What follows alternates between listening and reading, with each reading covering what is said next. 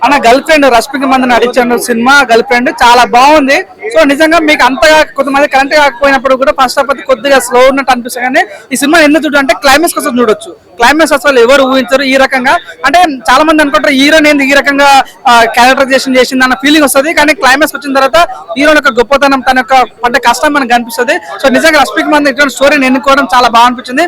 Women oriented movie అన్నమాట. కాబట్టి చాలా మందికి ఈ మధ్యలో ఉమెన్ ఓరియంటెడ్ మూవీ అంటే చిన్న చూపు ఉంటుంది. కానీ ఈ సినిమా చూసాక నిజంగా చాలా బాగుంటుంది. నిజంగా ప్రతి ఒక్కరు కూడా హ్యాట్స్ ఆఫ్ చెప్తారు. ఆ యొక్క పర్ఫార్మెన్స్ కానీ ఆ విజువల్స్ కానీ. అన్న గర్ల్ ఫ్రెండ్ రష్మిక మందన నటించిన సినిమా గర్ల్ ఫ్రెండ్ చాలా బాగుంది. సో నిజంగా మీకు అంతగా కొంతమంది కరెంట్ కాకపోయినప్పుడు కూడా ఫస్ట్ హాఫ్ అయితే కొద్దిగా స్లో ఉన్నట్టు అనిపిస్తుంది. కానీ ఈ సినిమా ఎందుకు చూడంటే క్లైమాక్స్ కోసం చూడొచ్చు. క్లైమాక్స్ అసలు ఎవరు ఊహించరు ఈ రకంగా. అంటే చాలా మంది అనుకుంటారు హీరోని ఎందుకు ఈ రకంగా క్యారెక్టరైజేషన్ చేసింది అన్న ఫీలింగ్ వస్తుంది. కానీ క్లైమాక్స్ వచ్చిన తర్వాత హీరోని యొక్క గొప్పతనం తన యొక్క పడ్డ కష్టం మనకు కనిపిస్తుంది. సో నిజంగా రష్మిక మందన ఇటువంటి స్టోరీని ఎన్నుకోవడం చాలా బాగా అనిపించింది. ఉమెన్ ఓరియంటెడ్ మూవీ అన్నమాట. కాబట్టి చాలా మందికి ఈ మధ్యలో ఉమెన్ ఓరియంటెడ్ మూవీ అంటే చిన్న చూపు ఉంటుంది. కానీ ఈ సినిమా చూసాక నిజంగా చాలా బాగుంటుంది. నిజంగా ప్రతి ఒక్కరు కూడా హ్యాట్స్ ఆఫ్ చెప్తారు. ఆ యొక్క పర్ఫార్మెన్స్ కానీ ఆ విజువల్స్ కానీ.